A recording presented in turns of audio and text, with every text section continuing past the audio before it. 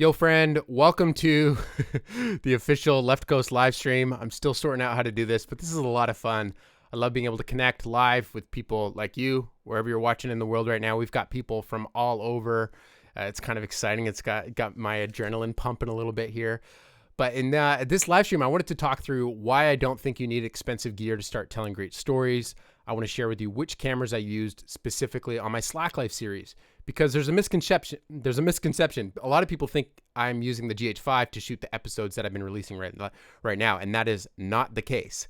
So we're going to do a walkthrough of which cameras I actually used and hopefully encourage and explain to you why it's not necessary to shell out thousands and thousands of dollars right up front. Well, maybe you need a thousand or two, but you don't certainly need 5 or 10,000 to start making great videos. You can get started with equipment that's significantly cheaper. Maybe consider around $600, $700. So that's what I want to encourage you with in this stream. That's what we're going to start with. And then we're going to do a director's commentary of episode 4. So we're just going to play through the episode, and I'm going to try to share some fun anecdotes and things like that. And then also on the live stream, I'm going to be giving away a t-shirt to anybody that orders the 4K download of the series. So that link is in the chat if you haven't seen it already. And yeah, it's going to be a fun stream. We're going to pack it in here. So this is going to be great. The cameras that I used for the series. So a lot of people thought I used the GH5, but the truth is I actually started working on the Slacklife series in the summer of 2016. So in that summer, the GH5 hadn't even been released yet. And at that time, I had just gone full-time solo on my own, which was quite an undertaking. Previously, I'd just mainly done freelance work, working underneath other production companies, borrowing other people's gear. And this was the first year that I was going full-time on my own. And I had just released my first film, Untethered, which had gone great, but I borrowed a lot of gear on that. So now going into the Slacklife series, I knew I needed some cameras to shoot the thing with. And usually right around the time building up to when I'm about to shoot something, I just try to borrow whatever I can get my hands on. And in this instance, there wasn't easily accessible, borrowable cameras. And I tried to go through this process of raising sponsorship funds for the series. That did not work. I got zero sponsorship funding. And so I was kind of left in the spot where I was starting to shoot in 2 weeks and I didn't really have a camera. The Untethered I had shot primarily with the GH4, a Red that I was borrowing, and then also a Phantom with a GoPro on it. And here I was stuck going, hey, I don't have any of those. I would love to have my hands on a GH4, but I don't even have that. And that's where I kind of realized that the Panasonic G7 was actually one of the most affordable 4K images that you could get out of a camera right now. So I actually shot this whole series on this camera right here, the Panasonic Lumix G7, which is really exciting. That's kind of mind-blowing if you think about it. Because the image that I've been getting out of that camera, and especially when people have been watching the latest episodes, they're like, yo, dude, what did you shoot that with? It looks great. And there certainly is some issues in the way that it was shot. I'll get to that. But the image, when I'm doing it right, it's phenomenal. It's kind of incredible when my exposure's good, when it's a sharp in focus image. You would never be able to tell that I spent $500 on the camera. And that's where I really want to encourage you, where we've kind of gotten to this headspace where it's like you need to spend $3,000 on the latest and greatest camera body. But there has never been a better time to be a solo filmmaker, because all of these incredible compact cameras are now available, where basically you can just get anything used off the market and it'll be good to go. This right here is another camera that I used. I bought it literally 4 days before we started shooting. Maybe that's incorrect. It was about a week before. So this is the A6300. And the reason why I bought this guy is because I wanted to be able to have the super slow motion. And I also thought the autofocus in it meant that I could pass it off to other people to help me film while I was filming, because it was basically just me. And so I had to be able to pass off a camera to someone else. And that's where the autofocus in the A6300. But the issues I ran in pretty quickly with the A6300 is the screen is very hard to see in daylight, and it also overheated on me a bunch. So I found this camera to actually be hardly functional at all. And it was the Panasonic G7 that pulled through for me, and I shot most of the series on that. And there is some issues of how I shot the series, and that ultimately is why 2 years later, I'm now only just getting to releasing it. It's because the journey of working on this series for me has been the largest amount of ups and downs in my creating experience. Usually it's easy to see the finish line for some of these projects, and you just hammer it out and you get it done, and then you have a finished video. But in this case, it was the first time that I undertook making a series, and that was a big undertaking and one that I don't think I had enough respect for. And I also didn't know what the story would be going into it, which is most often the case. And as we started filming, I had no idea what story I was going to tell. And then after the fact, I was left with all this footage that it was really hard for me to piece together what would be my narrative. And that was frustrating. So that meant that when I went to edit it, man, I struggled. And most of you who've been around for a while know last year I started releasing the series and just pulled the plug. And so now this year, I'm actually going to get it out there, which is really exciting. And originally it was going to be 5 episodes, but now we're looking at close to 9. And it's these first 5 that were shot exclusively on the G7 A6300. There's 1 or 2 A7S shots in there because at that time I still had an A7S. But the reason why I shot it in 4K is because I was still hoping that I'd get distribution for this. And when you shoot something in 4K, you've got the opportunity to sell it for more later. So this is just a bit of a statistic for you. But at the time that I was starting to film this, my distributor, who I no longer work with because it was a brutal experience that's a whole other story. But they were telling me that I would get about $3,000 to $5,000 more per finished piece of content. So that means if I had a 5-piece episode, if each episode was shot and delivered in 4K, distributors were willing to pay that much more for it per episode. So it made a lot of sense to try shoot it on 4K, which means cameras like my A7S I shouldn't be using because, it's not 4K. The other drone that I used in this was the Phantom 3 Pro. And so this was before the Phantom 4 Pro had come out. And so that's why I used that. But yeah, that's the filming setup that I used. And I used the Rode VideoMic Pros on top, like amazing microphones. For the interviews, I had a Rode NTG3 above my subject. I had my A-cam on a Kessler crane going back and forth for most of my interviews, especially in episode 4. You can really see it. The camera's just doing that nice slow pan and it looks really creamy. And I'm just thrilled. It took a lot of work to set up the motorized slider each time. And I learned a little bit on how I'd maybe approach shooting my interviews next time, but the results are pretty stunning. Yeah. And it's cool seeing that people are surprised that it was shot on the G7 because that's the truth. We are so spoiled having cameras. Well, the reason why I'm such a big fan of the GH5 and it's the only mirrorless camera I currently actively use is because it has that 4K 60 frames per second. And for the action stuff that I do, that is critical. So nowadays I just shoot everything 60 frames per second and then I slow down the stuff I want to. But when I was working on this previously, I was shooting in 24 frames per second handheld with the G7. And because the G7 doesn't have image stabilization and I was using some manual focus prime lenses, primarily one of the main lens I was using was a Rokinon 35mm through a speed booster. And that introduced a lot of camera shake. And so there's some shots in this series where I'm like, oh, I'm getting dizzy watching them, but I kept them in there for the content. And that's kind of the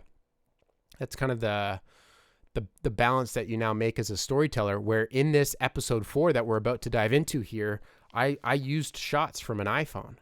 I used shots from an iPhone that was like with this wide angle lens on it. And I used it because I needed it for the story, because I was only filming this as a one-man team.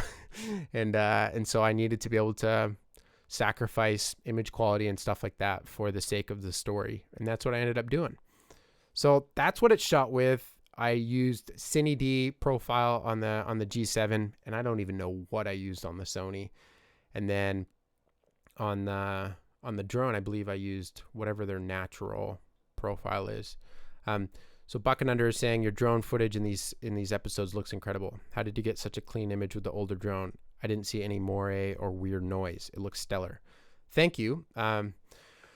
Basically, I made sure that my sharpness was turned down and I stayed away from log picture profiles. So I went through a process of, on the Phantom 3 Pro 4K, whatever, I went through each picture profile and each bit rate and each frames per second. And I just tested each setting, recorded that all to an SD card, put it on my computer, and I tried to see which one looks the best. Because I found what works on one drone doesn't necessarily work on the other. for whatever reason, whatever image processor is built into the camera on the drone, these DJI drones that we're using, it kind of just depends what it decides how to process it and where the noise floor is. So I tried all the different ISOs, I tried all the different frame rates, and then I made sure that I used NDs to keep the shutter rate as clean as possible. Because I find right when you start crossing over into like 1/100th with your shutter speed, it starts to get some really sketchy stuff going on. So if you can make sure that your shutter is as close to 180 as possible, it makes a massive difference with the drone.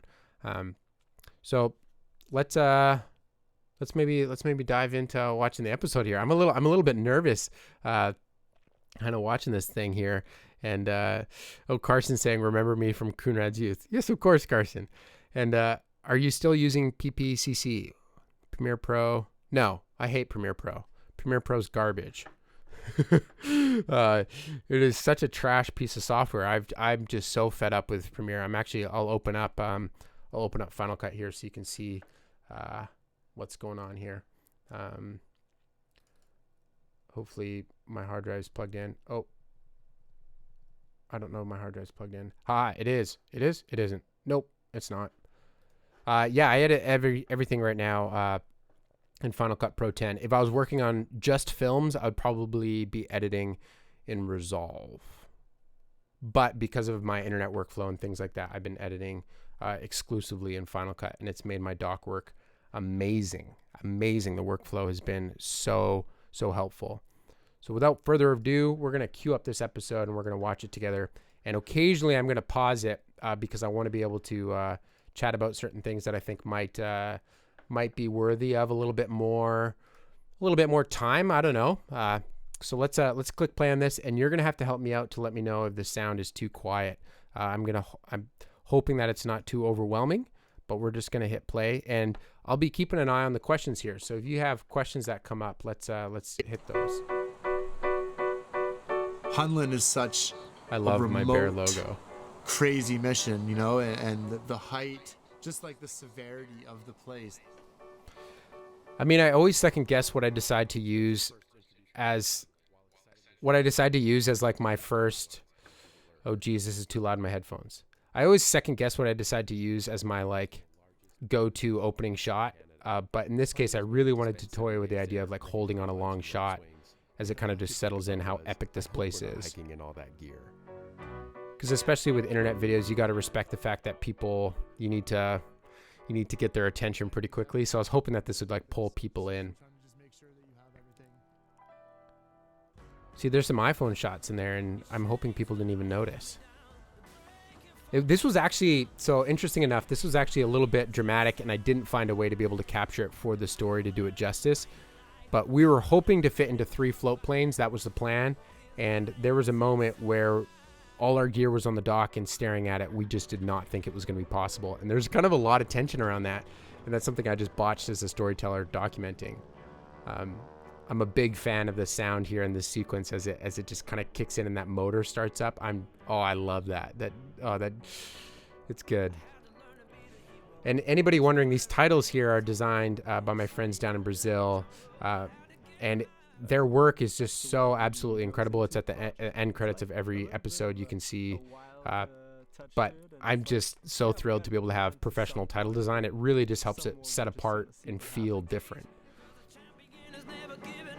As soon as we started coming up over like the foothills, there's like all these peaks around, and you could see Hunland Falls very small. That was so exciting. Like, I mean, we're going off images on Google Earth the whole time that Spencer's telling me about this plan. And I'm just like, okay, man, like I believe you. And to actually fly up on it for the first time, it was so surreal, and just the excitement level in that little tiny plane was just like bursting forth. It was, yeah, it was something else. And then that first moment you actually get there, it's this like emotional feeling where it really just like, it's a different emotion than you feel from anything else. My heart's racing right now. So we're gonna play this, and then I'm gonna explain it. We are here.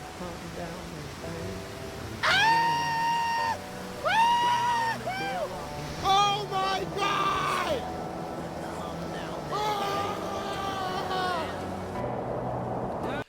Okay, so that sequence there, there's a lot going on in what happened in my decisions as a storyteller that I wanted to just kind of touch on. So right here we see the shot of a float plane landing. So that shot right there, that's the shot of plane number 3 landing. And we traveled in on plane number 2. So there's one plane that went before us, and I took the shot of plane number 3. And what happened was we landed in our plane, which was number 2, Spencer and I, and we're hanging out there. And Spencer was saying he could not handle the idea that we were waiting around at camp for this next plane to come in, but I really wanted a shot of the plane coming in and landing. And so I committed to staying to film the plane, and he's like, we're going to go check out the waterfall. And thankfully, Spencer pulled out his phone, and that's where we get the sequence here where Spencer is, so that's where we get the sequence where Spencer's kind of walking in, and it's this janky iPhone shot, but it's the anticipation and the raw and realness that's in this kind of sequence as Spencer walks up, and you can just hear in his voice the excitement, and the falls are just getting louder and louder and louder. I am so grateful to have that sequence. Like, without that, I mean, it would have been, I mean, it's challenging enough to try build out a story that has anticipation and has tension and has conflict and has rising actions towards some sort of climax, but to have Spencer get those moments on the iPhone were just gold for me. And that's something that I played a risk, and maybe I do wished that I had gone with them to the waterfall. Maybe I wish I had I'd been able to be there and film it firsthand, but It's so this simple. so this moment right here is I stayed and waited and filmed with the drone the airplane landing while they all went off and checked out the waterfall, and this is the moment right when they come back. And so I'm so thankful to have gotten this emotion moment right here. I just love this. I'm honestly a changed person. It's so simple to see what we're gonna do. Everything is so perfect. The rope swing is it's such next level shit, but so obtainable. It's right there. I'm so excited. I can't believe it. I need to sit down. I love that. And so, oh man. So this is actually us unloading plane number 2, if you're curious. And then this is now cutting to a sequence of plane number 3 taking off. So these shots that you watch right here, these are what I sacrificed to get. So that way I could get like the last plane leaving and we're all alone. Well, meanwhile, Spencer was getting the moment on his iPhone. I sure am grateful he filmed on his iPhone. My goodness. Okay, so Spencer's constantly pressuring me to take my drone and help get the line across. And in this instance, Vale, the other German, so you can see the 2 drones there. Let's go back a little bit. Vale, my friend from Germany, was actually here. He was on vacation, so he was just here to walk lines, and also, so here you can see 2 drones. That's mine about to take off, and that's Vale's over there. Vale's drone was supposed to be the one to connect the line here, but he did a test flight, and he couldn't figure out how to turn off his obstacle avoidance sensors, and I didn't know how to because I didn't fly a Phantom 4, whatever that was. So I still got pressured into doing it. And normally on a hiked mission, I don't like doing that because that means I waste one of my batteries. But in this instance, we had a generator with us, so we managed to borrow a generator that ran on gas, and so we ran that the whole time to charge batteries. And that was tough because, I mean, yeah, I wish that there was a better way to have charged our stuff, but I looked into all these solar systems and it was all way too expensive and not guaranteed to make us enough power. So that's where we just used the Honda kind of 2K generator, and that was solid. But this is like such a classic scene right here. I love this. It's so goofy, right? We're using fishing string, and then the shot where he's winding it up here is so fun. I love it.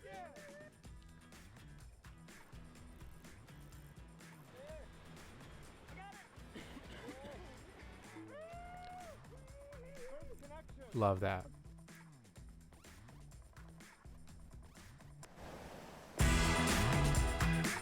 Usually people say crazy is what they would never do. They call somebody crazy because they would never do what you're doing. But at the same time, like, we're in the most beautiful place. there's nothing crazy about that. It's perfect. Sitting around the fire that night, it was really nice to just have If you everybody pay attention, each together. interview shot has a slight pan and tilt motion going on with the Kessler Crane second shooter. I just love that. Nothing but good things to look forward to. Okay, so walking into filming this, my thought was, okay, what's the story going to be? Like, I had no idea what was going to take place. And the plan is like, usually the goal is this beautiful footage of walking, and you're like, okay, that's going to be amazing footage. So that's kind of like the climax, right? Well, what's the build up to the climax? Well, them rigging the lines. Well, the problem was in this case, it was the most simple, efficient rigging process I've ever witnessed. So we had lines, every single line rigged within 24 hours of being there, and it was not a hassle whatsoever. There was no conflict. There was no issues. Nothing went wrong. And so that was a struggle because it was like I didn't have much of a build-up. That's where the intro sequence ended up being pretty important. But wow, still watching, like, I still can't believe that we pulled off this project, like Spencer and crew, to have the vision to pull this together and to get us out there, first of all, to just have the audacity to just make it happen and charter float planes and figure out the camping situation. And visually when you see this, I love that line from Spencer. I want to play that again. I love this concept right here. To get really close to the edge in some of these places, you kind of realize that no one's ever been there. You know, like not many people journey to these corners that we're going to just to rig these lines. To step away from the ledge at that point is somewhere where no person has ever been. That's such a fascinating concept, and I love that Spencer explained it that way. Spencer's in the chat right now, and he's giving me heck for saying that I always make them carrying my gear. That is not true. But how crazy is that when they're rigging high lines, they're actually occupying a cubic area of space that likely no human being has ever been in before. And that's so cool. I'm thrilled. If you have questions, you should hit up Spencer in the chat because he's here right now. See, the tricks right now that the Germans were doing at the time, they were so completely mind-blowing because no one was really doing it ever at all. And now 2 years later, because it took me so long to actually get the series out, it's kind of just more normal on the highline scene now, if that makes sense. But at that time, it was just crazy that they were actually getting off the line and then remounting. Blocked by the fear to have it in the back and not having it stop you from what you can do. And just as soon as you stand up, you start breathing. It's just, there's nothing like it. I don't think you can really explain it. You have to feel it. Oh man, I'm so proud of Mia in this series. So this is something that I did here. Okay, so I was actually chatting with Mia on the phone yesterday. She actually popped up in the chat just now too. But I was chatting with Mia on the phone, and she was like, I asked her if she noticed something in this little sequence here from the first version that I showed her, and then this next version. And I did something sneaky. So I actually changed her shirt color here. And I did this because I only had so many shots of Mia mounting the line, getting out and walking it. And in the next episode, there's an important sequence of Mia walking this very line right here. There's a really important sequence of her on that line that I wanted to be able to use some of these shots in similar framing. And I didn't want it to feel like all the same footage if you binge watched the series. So I changed the color of her shirt so that way it feels like a different shot. Now you guys are all in on the loop now. So when you watch episode 5, you're going to notice, hey, her shirt color changed. And that's just me trying to make it feel slightly different using the footage that I have available. Yeah, it's kind of a fun little thing, but it's hard, man. It's crazy. I'm so proud of Mia and how much she accomplished in such a short period of time, because literally 3 weeks before, it was hard to even get her to tie into a bigger high line, some of the bigger stuff that's up on the Chief, like even the 91 meter Fresh Prince or whatever that exact length is. And so to see her just get out on this stuff and have so much fun is just, it's so cool to have been there watching all the progression happen so fast. And even taking a leash fall like that, like she was so cautious with her leash falls before, and to see her do something like that, it was awesome. Okay, I got a few questions about that shot right there, so I'll play that again here real quick. This was shot on a motorized time-lapse slider, and the exposure was about 15 seconds, and then it took a picture every 5 seconds. So that's how you get the nice blurred out waterfall look. And so that was just a time lapse on my Kessler Crane second shooter. Spencer's asking when the next episode is coming out, and I don't know.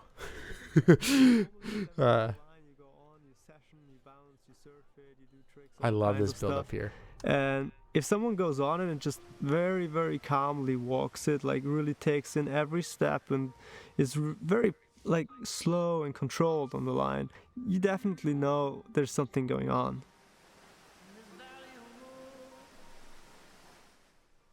I mean, that's very, so as Freedy was walking here like this, we're all kind of at this anchor here, and you could feel, I mean, you could feel the tension start to build as everyone, well, I mean, obviously Spencer and Lucas were a lot more in tune with what was going on, but it was kind of like, oh crap, like what, like, is he actually going to solo this line? Because I mean, he didn't talk about it, but then when you see behavior like this, you're like, oh, what does Freedy have in mind? And I was hoping to recreate that anticipation in this little sequence here.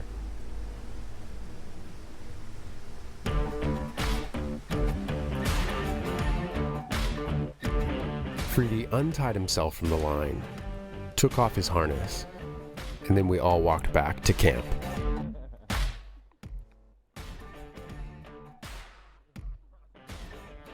I mean, that really is how that went. Like, there was no discussion, there was no explanation, there was no, hey, this is what I'm thinking about doing. I maybe I'm not going to do it right now. Literally, Freedy was looking like he was about to get back on the line without his harness, and then he didn't, and then we all walked back to camp. Like, that's literally how the events took place. And there was so much tension that was built up, and then suddenly it was just like, oh, I mean, it's a very interesting experience to be there live when someone is free soloing, because this is the kind of activity that they're going to do regardless if you are there. And so to be there is just interesting. It's because it feels like you're getting a glimpse into someone's personal experience that you were never supposed to witness. And that's where it's interesting as a filmmaker, when you go on a trip like this, you don't know what people are going to do. But as someone's doing something like that, it can be tough to know if you have permission to even document it. And so even when we were working on our first film with Freedy and Spencer, I didn't have Freedy's permission to film him solo, and so I didn't. But this time around, I got permission from him when we were on the Chief, and that's where, when he's about to go out solo on a line, that's where you know that it's okay to roll a camera and kind of and for me, that's honestly better to be able to experience it through a camera. It helps me manage my stress. Anything big like that, like, you know, even Freedy soloing during the festival was like, I'd never been around anyone soloing something higher like that, and it didn't scare me, but I get what. Okay, so I don't want to keep pausing here, but it was so like maybe other highliners have a different perspective on it. I'm not a highliner, but it's one thing in my head to watch someone solo walk a line just like from beginning to end, and you like walk down it. But I remember the moments that always stressed me out the most, especially when Spencer did it, when I filmed him as well, but when you turn exposure like this, and I can't imagine what that's like to be Spencer or Freedy in that moment, being exposure like that must be such an incredible experience if that's what you're into. But to watch that take place, exposure like that, where basically it feels like you're so exposed and you're so, like, to basically what I'm trying to say here is what Freedy's doing. It didn't scare me, but this is bold. Like, this is bold. Like, generally soft-hearted, and I feel like I'd be more worried about him than I would. Spencer is a softie. He's a big softie inside. Right? I for sure know he has the necessary control, and I respect the way he can keep himself together and how calm he can. I loved being able to have Lucas's opinion and voice here, because he's a really close friend with Freedy, and it was interesting for me to watch him go through the emotional experience watching his friend prepare to do this, and I wanted to be able to communicate some of that, and also just offer a voice to the viewer, because as the viewers watching it, they're going, okay, how and why is this worth doing, and those kinds of things. And so trying to add words and a voice to that kind of as the experience is going. For the first time. Okay, so this time-lapse shot here, this was another thing I got a lot of questions about. This was shot on a Sony a7S. Same with this one right here. Filming what I'm seeing take place. And this was, I'll show you, this was a 30-second exposure on a motorized time-lapse move, and it was about 4 hours long. And so this right here, the water's glassy, smooth, and clear, and you can see the clouds reflected in the lake water. Just amazing. Like, I was so thrilled to get this shot. And then throughout the shot, then the wind comes across, which kind of creates this really cool look. Over there, you can see our camp, which is creating light on the lake. And then as it pans up, then it gets clear again. I think someone thought I had like done some special effects to make that, and I'm not that gifted.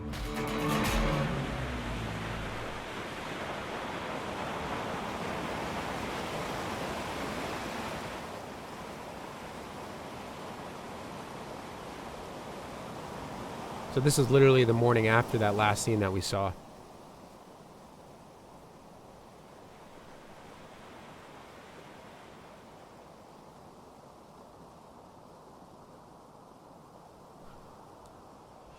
I remember the first time that I had free solo footage on my computer after filming Spencer, and I remember like pulling it up, and like it honestly felt like I had stolen. It felt like I was watching security camera footage of like a robbery or something. It felt like I had footage that I wasn't supposed to have, and so even now when I watch stuff like this, if I don't have my mental guard up, it like will make my stomach and my heart kind of jump. I really like this shot.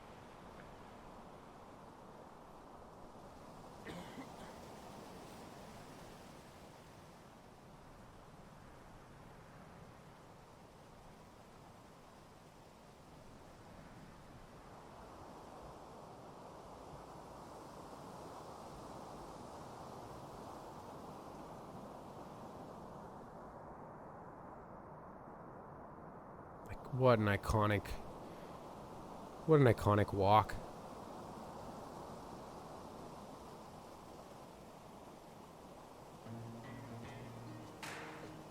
I debated when to bring the music in, but I brought it in there. It's not heaven I'm looking for. I can't take this much no more. If the water keeps rising high, I won't make it out alive. Hand over my head. Hand over my head. Wow. Okay, so I debated how to finish this episode. Obviously, I finished it off here with an end credit, just watching Freedy kind of dance it out as he is celebrating his walk here. But a little story that doesn't ever get explained and might never make it into any kind of video, but certainly one that impacted us while we were there watching Freedy do this. But Freedy had every intention to walk back. He had every intention to walk there and walk back. And before he even left on this walk to cross this line, I'm going to come back a little bit here. Nobody knew the exact length either. We had a laser there, but it wasn't lasered exactly until afterwards. And so I can't remember at the time what the exact, but basically once we found out after the fact that, okay, yeah, that's a world record. Like, it wasn't known as he like kind of went out there into this. Like, this was not like a world record thing for him. This was just, that's a beautiful line and I'm going to walk it solo. And for Freedy, he's kind of got this thing where he has been walking some of these longer free solo lines full man, where it means where you cross and then you come back. For him, that just kind of wraps the whole experience up. But I want to point out something that happens here that I cut out of the video, but definitely left us pretty shooken. So right here, he celebrates on this side. I might need to actually change my camera view. But what he does is he climbs over that A-frame there. So let me change so I can actually show my mouse. So this A-frame right here, he actually climbs over that to get to the next spot. So the next spot that you see him, he's over here. And when he climbs, so you see his hand go on it there? Sorry. So his hand's on it, and when he climbs over it, he kind of holds on to it. And basically what that orange paracord is doing is making sure that that brace stays weighted in the proper position when someone's on the line.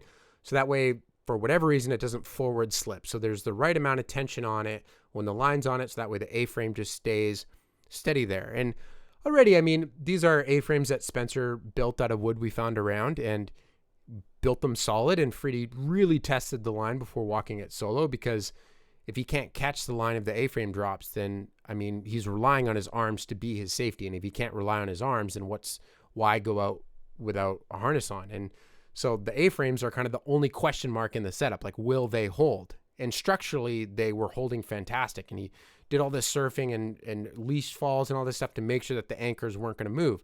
But you see his hand touching it there. So what happened was he climbed back over to the other side and started celebrating here. And now you can see that orange rope is slackened. When he climbed over, he actually pushed down on it a little bit. And so something kind of heart-stopping for everyone happened, where he actually approached the line to get back on it, and then the A-frame slipped out. And so he was literally mounting the line to go back out and walk it back to us as we're all waiting on the other side, watching him have it just walked away from us. And he was about to get back on the line and walk back to us because, I mean, that's what he was going to do, and that's what he had envisioned in his mind. And suddenly the A-frame just like fell. And some of the footage that I didn't end up including in this edit, you can hear in the background audio of being like, well, that certainly puts a damper on the mood and kind of things like that. And even when Freddie came back over, he was like, whoa, like how crazy was that the A-frame fell then? And yeah, it is pretty wild. And it definitely made us feel very, very interesting as a collective group, because everyone is just so concerned for our friend, but then also completely aware that regardless of what anybody says, I mean, we're not going to be able to stop him from doing what he's going to do. And at that point, if he's going to do it, saying words of concern to him isn't helpful. Those are better conversations to have when you're not at the line, not about to do it. Like if someone is at a place where they're ready to take their harness off and do that, they're no longer in the time where you talk to them about not doing it, is basically what I'm trying to say. Because it's such just a personal thing. And that's something that I've learned having spent more time with Spencer and trying to figure out what it is, what headspace that they're in. Caleb Pike stopped by. Yeah, it's kind of incredible, eh, Caleb? It's kind of cool having Spencer in the live chat right now, because he's actually answering questions right now. So he's pressuring me right now to start editing the next one. It's going to be pretty exciting because we rigged this massive rope swing, and by we I mean Spencer and crew, and it's going to be incredible to be able to actually share all these rope swing jumps with you. And I think I'll include my jump in there, because that's kind of a fun little story as well. So because I did the jump. What are some of the questions that Spencer's even been asking? Spencer, how long did it take for him to get across? 5 minutes or less for sure. Yeah, Spencer actually has a clip from his phone where he like walks over, shows the harness taken off, and then like comes back and like walks over. And from what I remember, like Spencer's kind of just audibly talking as he's filming with his phone, just kind of speaking and sending vibes over to Freddie on the line. And even he was it's fascinating to be able to listen to some of that footage. It doesn't always fit into an edit, but to be able to like hear Spencer be so excited for his friend and also nervous for him at the same time was really cool. How far did I run today? 9 kilometers. I ran 9K. I've been pretty sick, so that's actually, you might be able to hear it in my voice a little bit. I'm a little nasally still, but the last 3 weeks were a battle. But I feel like we've crossed over the hump, because this is an episode that no one's ever seen before, and it's also the one that I was most excited about in the series so far. And that's where it'd mean a lot to me if you continue to share it around. So again, I'm about to do a t-shirt giveaway. So if you haven't yet, you can purchase a download of the series. You can head over. It's $10. It's super cheap. And it's I'm gonna pick one of you to win a free t-shirt. So that's kind of cool. Oh, Dan's in the chat. He's an ultra runner. I can't remember. Maybe how did I find you, Dan? Or did you find me? I can't remember. Dan is making these crazy vlogs as he's traveling. He's on a 108-day trip. and he's been doing all these runs in the craziest looking mountains. So go check out Dan Whitehead's channel. It's kind of incredible what he's been up to, and it's a really inspiring story as well, how he got into running. Does anybody else have questions for Spencer or things around the episode that I can answer before we dive into giving this thing away? I'm going to put a 30-second clock on it here. These are really good odds to win because there's not tons of purchases that have come through. Let me tell you. Let me pull this up here. Okay, so I'm going to go over to my orders. When did you film the episode? So episode 4 was filmed in August of 2016, and I planned to release it last spring, but then I got destroyed. I was trying to edit it on a really old computer, and it was miserable, and I was running out of money, and I did not want to go into debt, and I didn't get paid for my original film, and so I was in this limbo state where I was waiting for money to come in from my first film, the money that never came. And I eventually had to make a choice. Like, look, I'm hating myself right now for not doing this better. The edits aren't coming together well. For those of you that saw episode 1 when it was first released versus episode 1 now, you'll notice that it's quite a bit better. And so I was really struggling creatively. I was so frustrated, and I felt like I was letting myself down and my friends down. But I just had to pull the plug because I was not doing. I just couldn't get it done, and I needed to start making money. And that was frustrating. That was probably the biggest letdown I've had in my journey as a filmmaker so far, was not releasing it when I said I was going to. And I kind of just had to take a step back, and I got my business in order, and I started actually running the business properly and making money. And making money allows you to keep working on the stuff that you're passionate about. And that's where once we came into this new year, I knew this year I definitely had to get it out. And that's where the purchase of a $10,000 computer came in, and some other various things. And I buckled down, and I've been trying to make progress here. And it's hard because there's a lot of things that I would have done differently if I could go back and shoot it again. I've learned a lot as a filmmaker and a storyteller since then, and it's hard to go back and edit your old stuff. But being able to add in my voice has been a helpful way to link all the things together. And I feel like before I was committed to making it just like a doc series that could be watchable alone. And now I've kind of realized that I can carve out a unique space on YouTube where this is like the types of things that I do. Like, I make documentaries where I'm narrating it and I'm taking you along, and I'm like, I can add my voice in as a storyteller. And so that felt very risky to do. And even now when I watch some of the episodes, I don't like the way I sound or what I say, but I think overall it feels I'm excited to have found my unique type of video on YouTube, because it honestly felt like, what's unique about what I make on YouTube as far as my YouTube content? It didn't feel like much was unique at all. But now that I'm releasing this series, like, I don't know anybody else that has made a documentary series like this the way that I'm doing. And that makes me so happy. Like, yeah. Anyhow. Okay.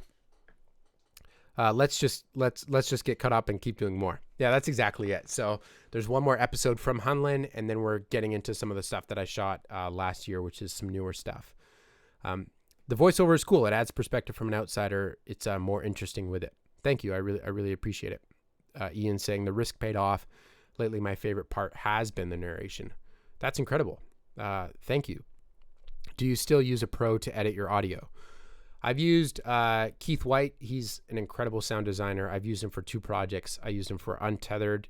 He hooked me up with an incredible deal. He did all the sound for that film for like $500. And then I used him on a client project recently. But I've been doing all the sound work myself on this latest stuff just because I'm self-funding it. And even music licensing is such a nightmare with this stuff. It's like it gets so expensive. Okay, so we're going to select a winner here. One more thing here. I love the way you've been putting the show together. The whole voiceover style makes it way more personal and brings me in. Oh, that's great to hear. Thanks, everyone. Spencer's responding to someone that's saying, hey, how do I even get involved in this? Like, I want to figure out how to get into slacklining. And this is what's so cool about the sport of slacklining is, even though it is an individual sport, it's very much a team sport. And so, I mean, his answer is just get involved. There's a great community around the world.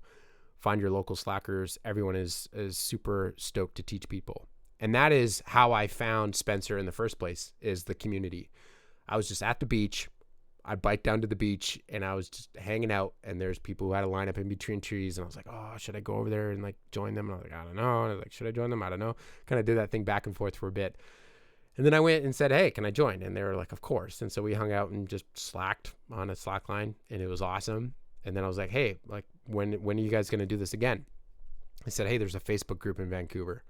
And so I joined the Facebook group, and literally that weekend, Adam Mertens, a local here, made a post saying, hey, so we're going to highline at Lighthouse Park. We're going to be there this day. Look forward to seeing you there. So I was like highlining in British Columbia. Like I had no idea that was even a thing that existed in Canada. Like it just kind of exploded my mind, because Flight of the Frenchies was something that really inspired me as a filmmaker when that first came out. Seb Montaz and his work on that just like blew me away and super inspired me. And I only thought that stuff like highlining existed in like Chamonix and Utah, and I just did not know that existed here. And so that's how I found it existed in Canada. And that was the first day when I showed up at Lighthouse Park. That's when I met Spencer, all giddy, being like, hey man, can I film you guys? And he was like, dude, all you got to do is show up. Sure. Like everyone says they want to come film, but I never see anything from it.